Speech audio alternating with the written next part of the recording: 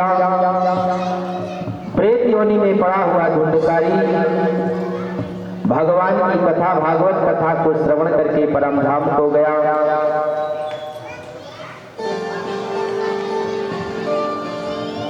आज हम लोग 6 प्रकार की शरणागति बतलाएंगे। भगवान की 6 प्रकार की शरणागति, भगवान हमें कैसे प्राप्त हो, इसलिए इन सूत्रों को ध्यान से श्रवण करना। आनुकूलस्य संकल्पः प्रातिकूलस्य वर्जनम् रक्षिष्यति इति विश्वासो गोपकृत्ववर्णं तथा आत्मनिर्क्षेप कार्पण्यम् षड्विद्या शरणागति। कितने प्रकार की शरणागति है? 6 प्रकार की शरणागति। भगवान को प्राप्त करने के लिए 6 प्रकार से भगवान को पाया जाता है। पहली शरणागति का सूत्र क्या है? आनुकूलस्य संकल्पः। सबसे पहले शरणागति का सूत्र है आनुकूलस्य संकल्पः। भगवान के सन्मुख होकर के संकल्प ले कि हे प्रभु, हम सदा आपके अनुकूल बन करके रहेंगे। और यदि किसी के अनुकूल बनना हो तो क्या करना पड़ेगा? वो जो चाहे वैसा करो, वो जो चाहे वैसा करोगे, तब जो है तुम भगवान के अनुकूल बनोगे। भगवान ने शास्त्रों में आज्ञा दे रखी है कि भगवान को क्या प्रिय है और क्या अप्रिय है। भाई, आप गुरु जी के अनुकूल कब बनेंगे? जब आप गुरु जी के कहे अनुसार चलेंगे, गुरु जी की बात को मानेंगे, तब आप गुरु जी के अनुकूल बनेंगे, तब आप गुरु जी की कृपा के पात्र बनेंगे। भाई, अब आपको पता चला कि गुरु जी घर पधार रहे हैं, आपने बहुत सारी मिठाइयां गुरु जी के लिए बनवा ली। अब गुरु जी को है डायबिटीज। शिष्य का भाव यह है कि हमने गुरु जी के लिए इतनी सारी मिठाइयां बनवाई हैं, तो गुरु जी चाखना तो पड़ेगी आपको। अब गुरु जी की डायबिटीज भले ही बढ़ जाए, लेकिन भक्त के भाव की रक्षा होनी चाहिए। तो क्या इससे गुरु जी प्रसन्न होंगे? कभी नहीं। भाई, गुरु जी प्रसन्न जब होंगे जब आप गुरु जी की बात मानोगे, गुरु जी के अनुकूल चलोगे। आनुकूलस्य संकल्पः। हम उनके सामने संकल्प लें कि हम सदा आपके अनुकूल बन करके रहेंगे। भाई, पति देव की पत्नी जी खूब सेवा करें, खूब चरण दबाएं, चरणामृत धो धो करके पिए,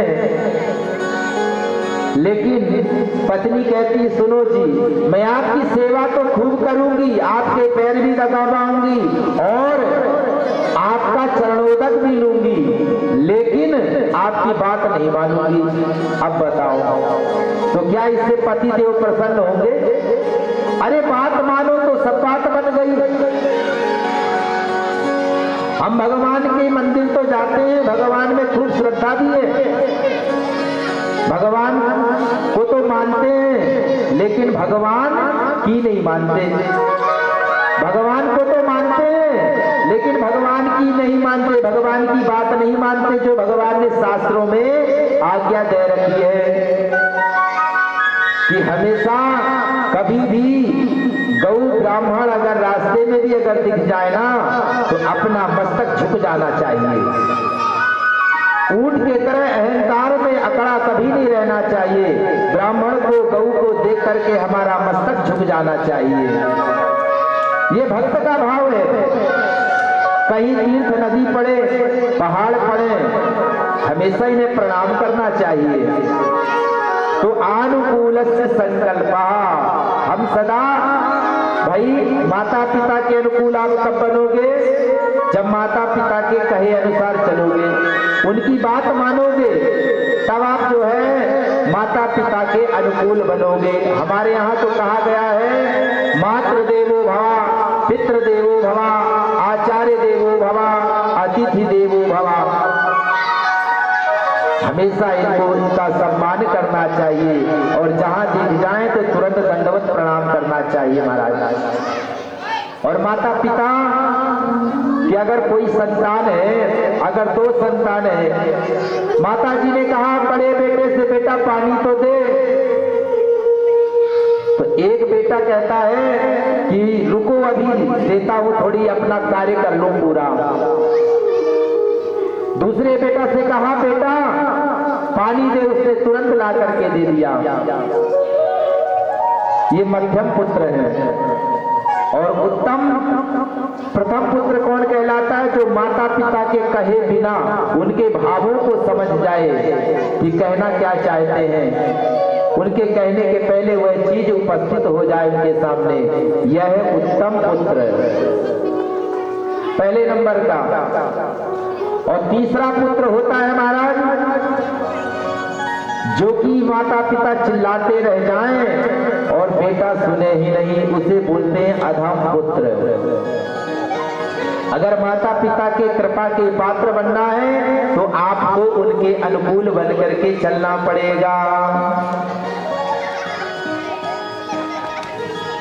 पत्नी एक स्त्री पति श्री श्रूषा, कोई पूजा पाठ, कोई व्रत, कोई अनुष्ठान कुछ भी करने की जरूरत नहीं है, नवरात्रि भी करने की जरूरत नहीं है।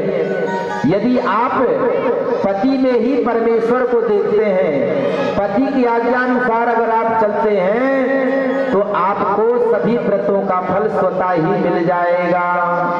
और भगवान की खूब नवरात्रि करो, शिवरात्रि करो, खूब सोमवार करो, लेकिन पति देव से ठीक से बात ना करो,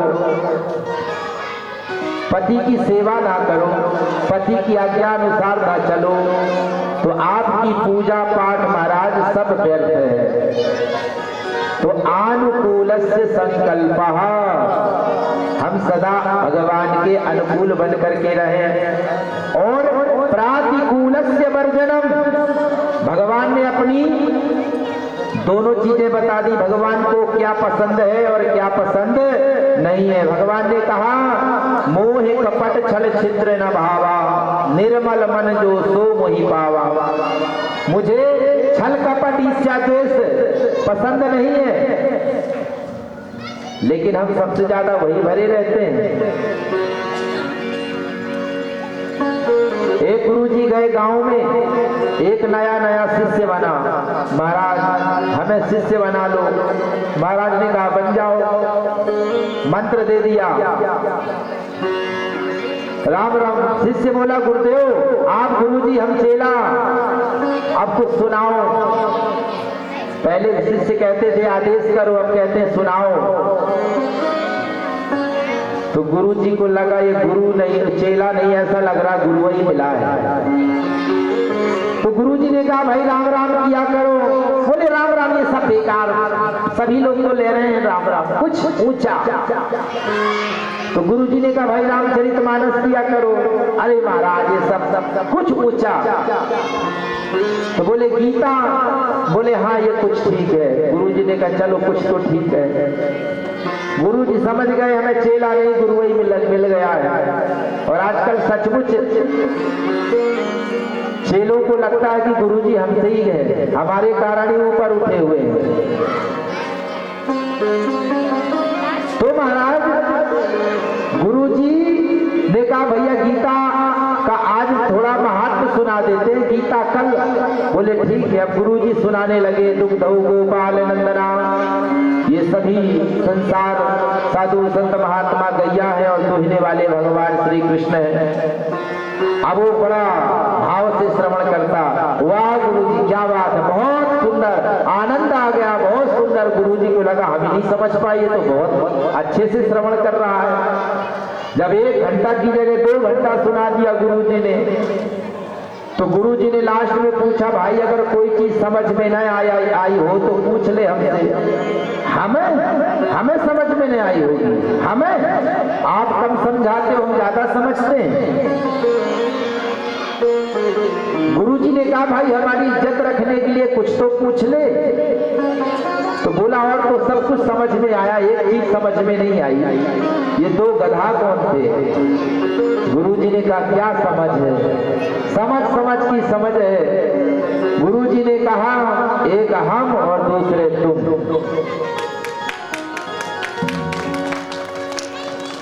तो महाराज आजकल के शिष्य भी बड़े चतुर हो गए हैं। एक आदमी गया भगवान के मंदिर मन्नत मांगने, हे प्रभु मुझे 50,000 का फायदा करा दो, 5 रुपए का प्रसाद चढ़ाऊंगा। किसी ने कहा पहले ही चढ़ा दे, बोले ना हुआ फायदा तो 5 तो बेकार चले जाएंगे। अब संयोग बस उसे फायदा हो गया। अब विचार करने लगा, इसमें क्या भगवान ने कराया? चांस की बात थी सो मिल गए। पर विचार किया, अगर कहीं भगवान ने कराया होगा तो आगे से होगा नहीं। गया मंदिर, एक रेखा खींची और कहता है, हे प्रभु मैं सारे के सारे पैसे आपके चरणों में चढ़ाता हूँ, इस रेखा के जो उस पार चले जाएं सो आपके, जो इस पार रह जाएं सो हमारे। अब बताओ, ऐसे चतुराई से फेंका कि 2-4 सिक्के भगवान की तरफ, बाकी सारे अपनी तरफ। हाथ जोड़ करके बोला, प्रभु आप कितने दयालु हैं, थोड़े से लिए आपने और सब समेट करके चल दिया। एक उससे भी बड़ा वाला पीछे खड़ा था, उसने रेखा ही मिटा दी और कहता है, प्रभु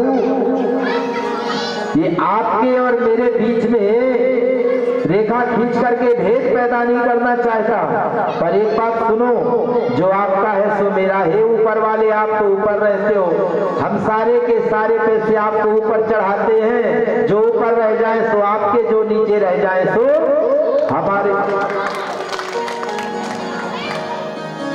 आवाज चल के ऐसे भक्त हो गए हमारा। आजकल सचमुच चेला नहीं मिलते, गुरु ही मिलते हैं जो गुरु जी को ही ज्ञान देते हैं। गुरु जी ऐसा नहीं, ऐसा है आप एक बात एक ज्ञान की बताओगे, वो आपको 4 बता देंगे। तो आजकल कोई ज्ञान लेना नहीं चाहता है, ज्ञान देना चाहता है। चेलों को लगता है गुरु जी क्या जाने, गुरु जी से तो बड़े हम ही हैं। जिस मसाले से हम बने उसी मसाले से तो गुरुजी भी बने हैं। तो महाराज आनुकूल से संकल्प प्रातिकूल से वर्जनम, भगवान को जो पसंद नहीं है वह कार्य मत करो। जो भगवान ने शास्त्र में आज्ञा दे रखी है उसके अनुरूप चलो, तो आप भगवान को प्रिय लगोगे। और तीसरा सूत्र है, रक्षिष्यति इति विश्वासः, हम अपने हृदय में दृढ़ विश्वास रखना चाहिए, प्रभु हमारी सदा सर्वदा रक्षा करेंगे। कमजोर नहीं, दृढ़ विश्वास होना चाहिए। मंत्र जाप मन दृढ़ विश्वास। हम लोग जिन पर विश्वास नहीं करना चाहिए उन पर खूब करते हैं, और जिन पर करना चाहिए उन पर नहीं करते। महाराज भाई, जो कंपनी जितनी ज्यादा पुरानी होगी उस पर विश्वास उतना ज्यादा ही होगा। अब बीमा कंपनी ने कह दिया, योगक्षेमम वहाम्यहम्, कि हम तुम्हारे योगक्षेम की पूर्ण व्यवस्था करेंगे। तो आपने खूब सारा पैसा LIC पॉलिसी खोल दी, अपनी भी खोल दी, पत्नी जी की भी बीमा पॉलिसी करा दी, बच्चों की करा दी, पैसा भर दिया और निश्चिंत हो गए कि अब हमारा बीमा हो गया। लेकिन बीमा कंपनी तो अभी अभी आई होगी, लेकिन हमारे भगवान परम पुरातन तब से शास्त्रों में ये कहे गए हैं, क्या अनन्या चिंत्यन्तो माम ये जना पर्युपासते तेषां नित्याभियुक्तानां योगक्षेमं वहाम्यहम्। तुम्हें चिंता करने की आवश्यकता नहीं है। अपने आप को एक बार मेरे शरण में ले आओ, एक बार मेरा होकर देखो, तुम्हारे योगक्षेम की सारी व्यवस्था मैं करूंगा। लेकिन उस बीमा कंपनी पे तो विश्वास है, लेकिन भगवान के वचनों पर, भगवान के शास्त्रों पर, वेद पुराणों पर हमें विश्वास नहीं है। तो रक्षिष्यति इति विश्वासः, हम जब विश्वास करेंगे तभी हमारे ऊपर भगवान कृपा करेंगे। महाराज शक्रदेव प्रपन्नाया तवास्मिति च याचते अभयं सर्वभूतेभ्यो ददामेदं तम मम। एक बार भगवत शरणागति को प्राप्त करो, भगवान कहते हैं मैं तुम्हें अभय कर दूंगा। महाराज अरे भाई, यदि प्रधानमंत्री कह दे कि देश के ऊपर संकट है तो सारे लोग घबरा जाएंगे। क्यों भाई, सब टेंशन में आ जाओगे कि नहीं? और अगर वही प्रधानमंत्री कह दे कि अब चिंता करने की कोई जरूरत नहीं, देश से खतरा टल गया है, तो हम सारे लोग निश्चिंत हो जाएंगे। क्यों? वक्तव्य किसका है? बोल कौन रहा है? ये वक्तव्य के ऊपर रहता है, क्योंकि बोलने वाला देश का राजा है। वो जो कहता है उसकी वचनों पर यकीन करना पड़ता है। क्यों? क्योंकि वो कभी मिथ्या नहीं कहता। वक्तव्य किसका है? और कोई छोटा मोटा आदमी कहते तो उसकी बात पर कोई भरोसा करेगा? कोई नहीं करेगा। तो रक्षस्यति विश्वासः। और महाराज परमात्मा का वचन मिथ्या कभी हो नहीं सकता, इसलिए हमें दृढ़ विश्वास रखना चाहिए। रक्षापेक्षा उपेक्षते, भगवान रक्षा तो करते हैं, लेकिन कब करते हैं? जब आप उनके शरणागत हो जाओगे। भाई पति की जिम्मेवारी कब से पूरी होगी? भाई ये सगाई हो जाती है, शादी की तारीख तय हो जाती है, और जब तक विवाह संपन्न नहीं हुआ तब तक पति की जिम्मेवारी पूर्ण नहीं होती। क्यों? क्योंकि बारात भी लौट जाती है, तब तक पति की जिम्मेवारी, जब तक पूर्ण विधि से आचार्य परंपरा के द्वारा पाणी ग्रहण संस्कार हमारा हो जाएगा, तब पति की पूरी जिम्मेवारी बनती है कि पत्नी की रक्षा करे। तो महाराज और रक्षस्यति इति विश्वासा, जब तक हम भगवान के शरणागत नहीं होंगे तब तक भगवान हमारी रक्षा नहीं करेंगे। एक बार अंबिकावन की घटना है, नंद बाबा को सर्प ने पकड़ लिया, सारे ग्वाल वाल दौड़े लाठी डंडा लेकर के। नंद बाबा चिल्लाए सर्पो मां ग्रसिता, सर्पो मां ग्रसिता। नंद बाबा ने क्या देखा कि सब तो मुझे बचाने में लगे हैं और ये कन्हैया आराम से पेड़ की छांव में लेटा हुआ है। तब नंद बाबा ने आवाज लगाई, अरे कन्हैया मुझे सर्प ने पकड़ लिया है। तब जाकर के भगवान ने रक्षा करी। अरे जो बिना कहे अपने बाप को न बचाए तो तुम्हें और हमें क्या बचाएगा? है? इसलिए भगवान से कहना पड़ेगा, तब जाकर के भगवान हमारी रक्षा करेंगे। और पाति रक्षति पति, जो सब प्रकार से अपने पत्नी की रक्षा करे, उसकी भरण पोषण करे, उसके हर सुख दुख में उसका ध्यान रखे, वही पति है हमारा। पांचवी शरणागति का मतलब है जीव भगवान की इच्छा में अपनी इच्छा को मिला करके सर्वदा भगवान के चरणों में लगा दे।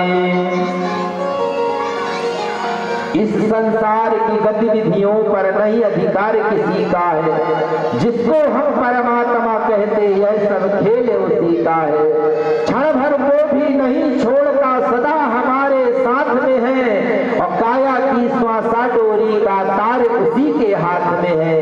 हंसना रोना जीना मरना सब उसकी मर्जी का है, और जिसको हम परमात्मा कहते यह सब खेल उसी का है। यह सब खेल, और भगवान करता क्या है? निर्धन धनी धनी हो निर्धन, ज्ञानी मूर्ख मूर्ख ज्ञानी, और सब कुछ अदल बदल देने में कोई नहीं उसकी सानी, और समझदार भी समझ सके ना ऐसा अजब तरीका है, और जिसको हम परमात्मा कहते यह सब खेल उसी का है। मिट्टी काली पीले हरे बन आसमान का रंग नीला, सूर्य सुनहरा चंद्रमा शीतल सब कुछ उसकी ही लीला, और सबके भीतर स्वयं छिप गया सृजनहार सृष्टि का ये, जिसको हम परमात्मा कहते यह सब खेल उसी का है। संजयेश्वर गुरु ज्ञान अगर सुख मानो तो ये है शिक्षा, और तज अभिमान मिला दो उसकी इच्छा में अपनी इच्छा, यही भक्ति का भाव है प्यारे, सूत्र यही मुक्ति का है, जिसको हम परमात्मा कहते यह सब खेल उसी का है। भगवान की इच्छा में अपनी इच्छा को मिला देने को ही भगवान की भक्ति कहते हैं महाराज, तभी भगवान प्रसन्न होते हैं। और छठवीं शरणागति है कार्पण्यम, माने दीनता, अपने आप को हमेशा छोटा समझना। जितने हनुमान जी देखो, हनुमान जी से क्या सीख मिलती है? हनुमान जी काम करते हैं बड़े बड़े और बन जाते हैं छोटे, इसलिए आप जितना छोटा बन करके रहोगे भगवान के उतने प्यारे भी रहोगे। माँ हमेशा जो सबसे छोटा बच्चा होता है ना, सबसे ज्यादा दुलार उसी से करती है, जो सबसे छोटा होता है।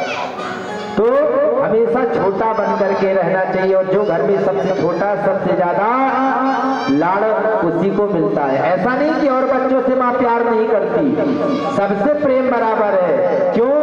क्योंकि वह अबोध है, अभी उसे दुनिया की जानकारी नहीं है ना, इसलिए माँ उससे सबसे ज्यादा प्रेम करती है महाराज। बोले कितना छोटा होना चाहिए? बोले राई के 20 हिस्सा तापुन पाछे 20, आता ते नन्हे हुए रहे तब मिले हैं जगदीश। अपने अहम को पूरा मिटा दो। बोले राई के 20 हिस्सा, एक राई के 20 हिस्सा करो, तापुन पाछे 20, ताते नन्हे हुए रहो तब मिली है जगदीश। एक राई के 20 हिस्सा बनाओ, और फिर उसका जो एक भाग बचे उसके 20 करो। इतने छोटे बन करके रहना चाहिए। जब मैं था तब हरि नहीं, अब हरि है मैं नाही, अब प्रेम गली यति सांकरी या में दोना समाय महाराज। तो आप जितना भगवान के सामने हमेशा छोटा बन करके रहना चाहिए, गुरु जी बन के सामने हमेशा छोटा बन करके रहना चाहिए, और गुरु जी के वचनों का पालन करना चाहिए। तब जाकर के आपको गुरु कृपा का प्रसाद प्राप्त होगा। गुरु जी कह